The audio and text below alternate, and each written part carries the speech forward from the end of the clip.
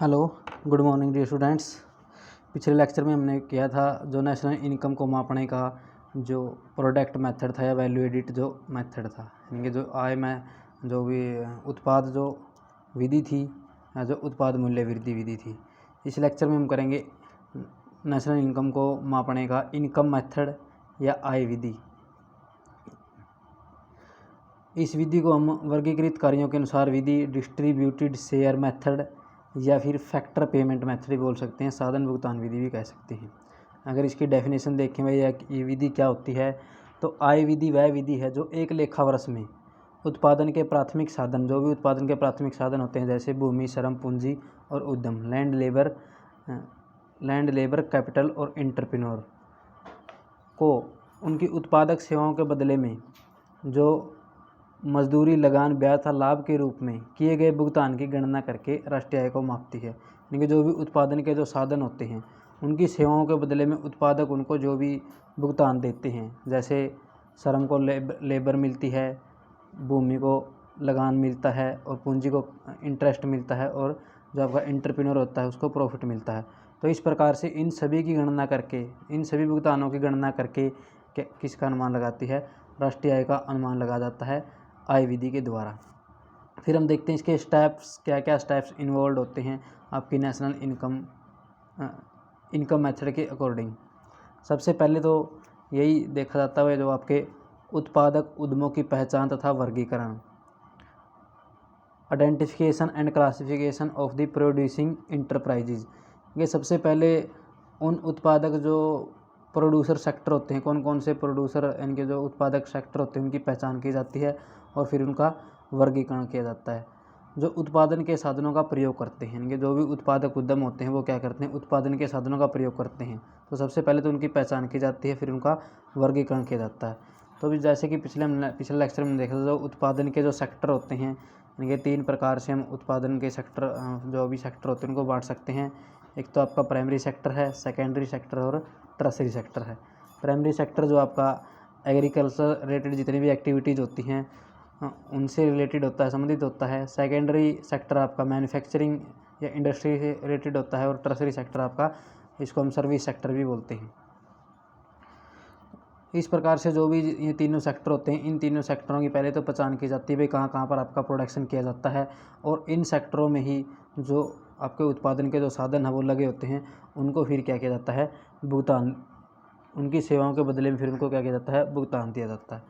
Second जो इसमें step है वो आपका है साधन आय का earth and classification, meaning of factor income व फैक्टर इनकम क्या होती है और उसको किस प्रकार से क्लासिफिकेशन किया जाता है उसका। तो साधन आय से हमारा अभिप्राय किसी व्यक्ति द्वारा अर्जित उस आय से है जो उसे साधन सेवाओं के बदले में प्राप्त होती है। कोई भी व्यक्ति है जो क्या होता है, वो साधनों का मालिक होता है, तो जो भी वो जो साधनों के बदले में उसको जो आय प्राप्त होती है, साधनों की सेवाओं के बदले में जो उसको आय प्राप्त होती है, उसी को हम क्या कहते हैं, साधन सेवा होती है। ये एक प्रकार की अर्जित आय होती है। जिस प्रकार से श्रम को क्या मिलती, श्रम के बदले में मजदूरी मिलती है, भूमि को लगान मिलता है, पूंजी को ब्याज मिलता है और एंटरप्रेन्योरशिप को क्या मिलते हैं, प्रॉफिट मिलते हैं। तो ऐसी कोई भी आय, राष्ट्रीय आय इस इनकम मेथड के अंदर नहीं शामिल की जाती जो अर्जित नहीं की गई हो। जो आय अर्जित की जाती है उत्पादन के साधनों के द्वारा, वो आय ही हम राष्ट्रीय आय के अंदर शामिल करते हैं। इस प्रकार से हम देखते हैं वह नागरिकों को मिलने वाली वृद्धावस्था जो पेंशन होती है वो क्या है, अर्जित आय नहीं है, अर्न्ड इनकम वो नहीं है। या सरकार के द्वारा जो भी सब्सिडीज़ दी जाती है, सेवाओं के बदले जो सब्सिडीज़ दी जाती है उसको भी हम राष्ट्रीय आय में शामिल नहीं करते। ऐसी जो भी मान लेते हैं जो स्कॉलरशिप होती है या जो पेंशन होती है या जो सब्सिडीज़ होती है गवर्नमेंट के द्वारा जो दी जाती है, उन सारी को हम क्या कहते हैं, ट्रांसफ़र पेमेंट कहते हैं। तो जब भी हम राष्ट्रीय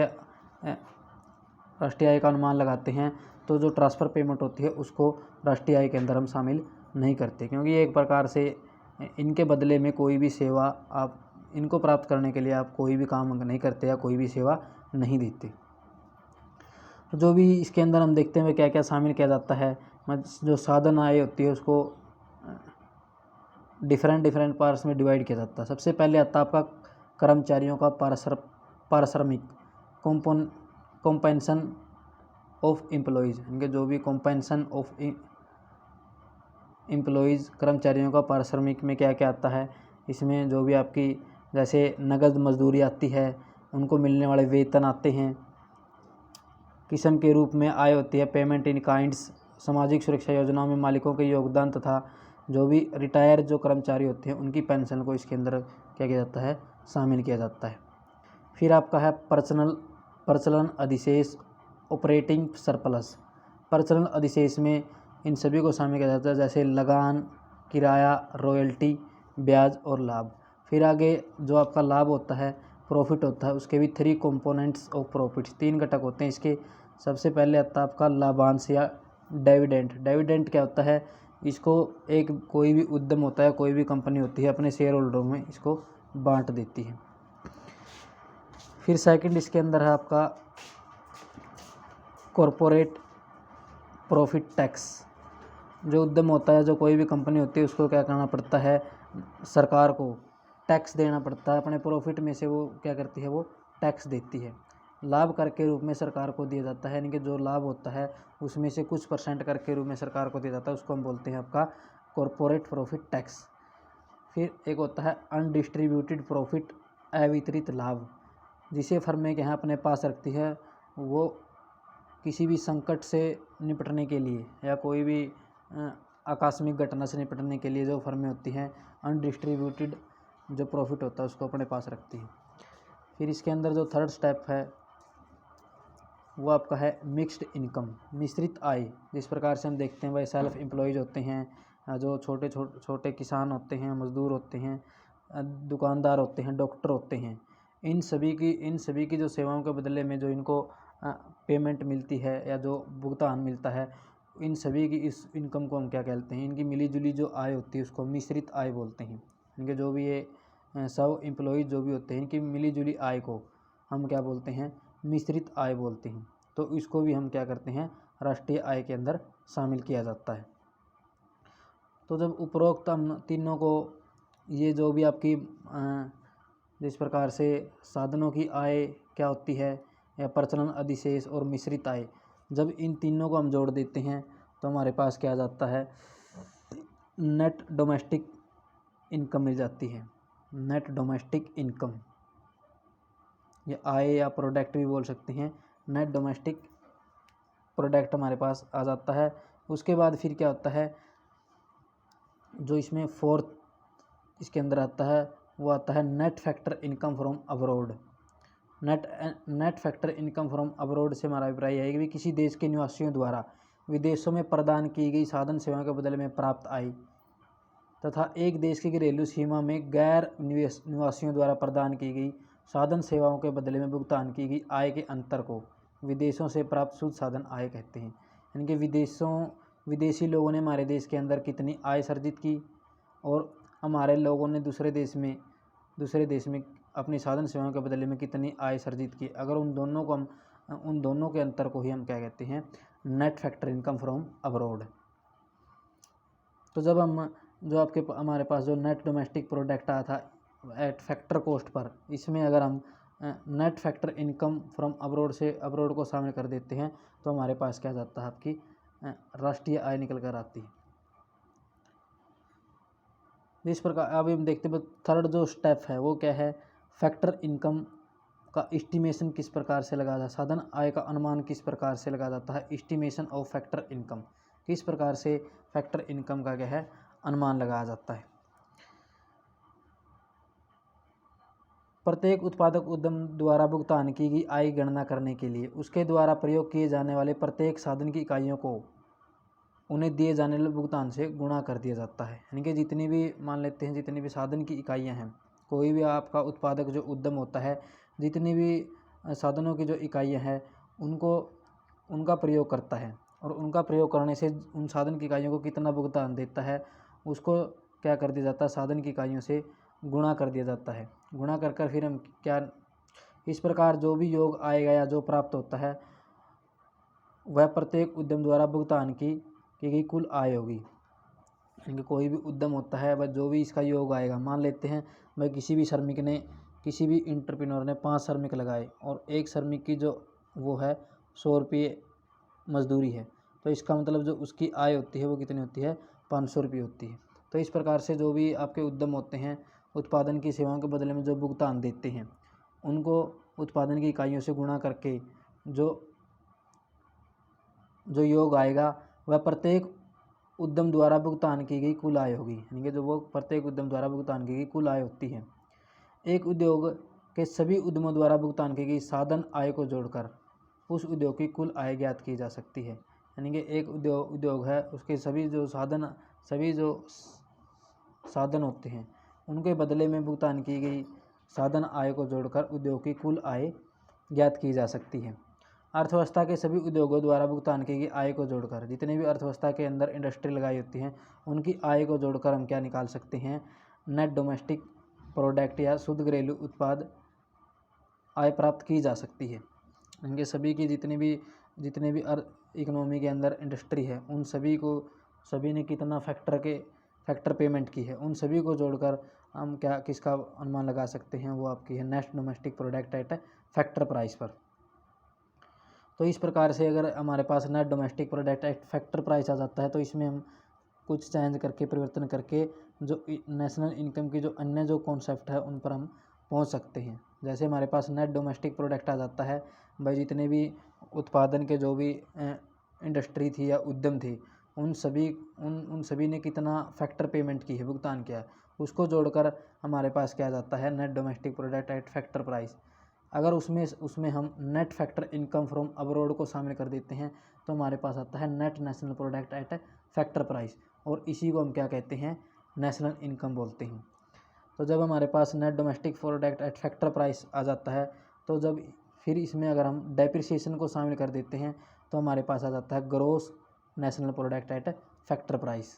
फिर हम gross national product at factor price के अंदर नेट इनडायरेक्ट टैक्स को जोड़ देते हैं तो हमारे पास आ जाता है gross national product at market price. तो इस प्रकार से हम क्या है, जो भी आपकी राष्ट्रीय आय है उसका अनुमान लगा सकते हैं इनकम मेथड के थ्रू।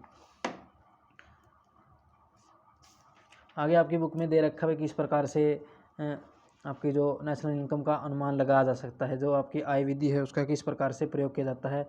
तो सबसे पहले इसमें आपका जैसे कर्मचारियों का पारस्परिक प्लस प्रचलन अधिशेष प्लस सब नियोजितों की मिश्रित आय, इन तीनों को जोड़कर हमारे पास क्या जाता है, net domestic product at factor price, शुद्ध घरेलू आय या साधन लागत पर शुद्ध घरेलू उत्पाद। फिर इसमें अगर हम विदेशों से प्राप्त शुद्ध साधन आय को जोड़ देते हैं तो हमारे पास आ जाता है net national product at factor price. तो इस प्रकार से हम नेशनल इनकम का क्या है, प्रयोग किया जा सकता है। आगे हम देखते हैं प्रीक्योसिंग रिगार्डिंग नेशनल इनकम मेथड, यानी कि क्या क्या जो जब हम इनकम मेथड का राष्ट्रीय आय को मापने के लिए प्रयोग करते हैं तो क्या क्या सावधानियां हमें रखनी पड़ती है। सबसे पहले क्या है, मैं जो भी आपकी ट्रांसफ़र अर्निंग होती है, जो हस्तांतरण जो आय होती है, जैसे आपकी है ओल्ड एज पेंशन है, बेरोजगारी भत्ता है, स्कॉलरशिप है आदि को राष्ट्रीय आय के अंदर शामिल नहीं किया जाता, क्योंकि ये एक प्रकार से आपकी ट्रांसफ़र पेमेंट होती है। इसके बदले में जो आपके व्यक्ति होते हैं उनको कोई भी काम नहीं करना पड़ा था। लेकिन जो आपकी रिटायर जो कर्मचारियों की जो पेंशन होती है उसको राष्ट्रीय आय के अंदर शामिल किया जाता है। फिर जितने भी गैर कानूनी कार्य होते हैं जैसे स्मगलिंग है, चोरी है, जुए आदि से जो आय प्राप्त होती है उसको राष्ट्रीय आय के अंदर शामिल हम नहीं करते। पुरानी वस्तुओं जैसे पुरानी कार, पुराना मकान, टीवी आदि को बेचकर जो आय प्राप्त होती है उसको भी हम राष्ट्रीय आय के अंदर शामिल नहीं करते, क्योंकि इनकी बिक्री पर दिया जाने वाला कमीशन या दलाली को राष्ट्रीय आय में शामिल किया जाता है। शेयर और बॉन्ड से जो आय प्राप्त होती है उसको भी हम राष्ट्रीय आय में शामिल नहीं करते, क्योंकि इससे कोई भी वस्तुओं और सेवाओं का उत्पादन नहीं होता। अगर मान लेते हैं विंडफुल गेंस, अचानक प्राप्त आय को राष्ट्रीय आय के अंदर शामिल नहीं किया जाता है। जैसे किसी की लॉटरी लग जाती है या जो पूंजीगत लाभ होते हैं तो उसको राष्ट्रीय आय के अंदर शामिल नहीं किया जाता। जिन मकान मालिकों में मालिक स्वयं रह रहे हैं उनका जो आरोपित किराया है उसको हम राष्ट्रीय आय के अंदर शामिल किया करते हैं। स्वयं उपभोग वस्तुओं का आरोपित मूल्य राष्ट्रीय आय के अंदर शामिल किया जाता है, लेकिन स्वयं उपभोग सेवाओं को राष्ट्रीय आय के अंदर शामिल नहीं किया जाता, क्योंकि उन सेवाओं का अनुमान लगाना, उनके जो सेवाएं होती है उनके पेमेंट का अनुमान लगाना मुश्किल होता है। इनडायरेक्टेड इनडायरेक्ट टैक्सेस जैसे आपका बिक्री कर है, उत्पादन कर है, के फलस्वरूप वस्तुओं की कीमतों में क्या होती है, वृद्धि होती है। ये बाजार कीमत पर राष्ट्रीय आय तथा राष्ट्रीय उत्पाद तथा आय में शामिल होते हैं, परंतु राष्ट्रीय आय या साधन लागत पर राष्ट्रीय उत्पाद में शामिल नहीं होते। निगम कर, लाभांश और अवितरित लाभ, ये तीनों लाभ के ही भाग होते हैं। अगर हम लाभ को शामिल कर लेते हैं तो इन तीनों को अलग से इसमें राष्ट्रीय आय के अंदर शामिल नहीं किया जाता। कर्मचारियों के पारिश्रमिक में उनके द्वारा दिया गया आयकर भी शामिल होता है, इसलिए आयकर को अलग से राष्ट्रीय आय के अंदर शामिल नहीं किया जाता। मृत्यु कर, उपहार कर और संपत्ति कर तथा आकस्मिक लाभ पर करों को राष्ट्रीय आय में शामिल नहीं किया जाता। इनका कारण यह है कि उपभोक्ता की वर्तमान आय में से नहीं दी जाते, यानी कि ये जो भी मृत्यु कर होते हैं या उपभोग कर होते हैं, जो संपत्ति कर होते हैं, ये उपभोक्ता की वर्तमान आय में से नहीं दिए जाते। ये जो भी पिछली जो बचतें होती हैं या जो संपत्ति होती है उसमें से दिए जाते हैं। फिर आपका मजदूरी, वेतन किस्म के रूप में दी गई मजदूरी तथा मकान मालिकों द्वारा सामाजिक सुरक्षा, प्राइवेट फंड आदि में दिया गया अंशदान कर्मचारियों के पारिश्रमिक के ही भाग होते हैं। ये सभी जो भी मजदूरी है, वेतन है, किस्म के रूप में जो मजदूरी दी जाती है, ये सारे के सारे क्या है, कंपनसेशन ऑफ एम्प्लॉयज़ होते हैं। इसलिए अलग से इनको अगर हम कंपनसेशन ऑफ एम्प्लॉयज़ को राष्ट्रीय आय के अंदर शामिल कर लेते हैं तो अलग से इनको हम राष्ट्रीय आय के अंदर शामिल नहीं करते। तो इस प्रकार